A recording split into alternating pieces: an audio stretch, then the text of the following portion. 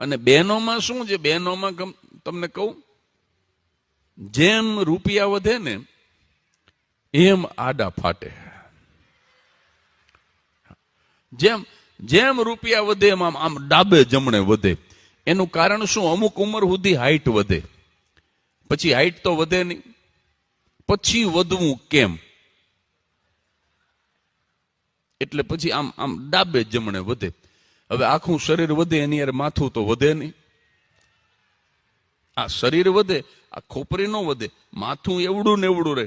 શરીર વધી જાય એટલે આમ પાછળથી જુઓ ને તો મોટા માટલા ઉપર ઝીણકું બુજારું ઢાંક્યું હોય એમ હાલ્યા જતા. હમણાં એક બેન વજન કાંટે વજન કરાવવા ગયા, કાંટા વાળો ઉભો થઈ ગયો. બેન પગનો મૂકશો, પગનો મૂકશો. ઓલા બેન કે કેમ? તો કે તમારો પણછાયો પડે છે ને એમાં 150 ગ્રામ દેખાડે.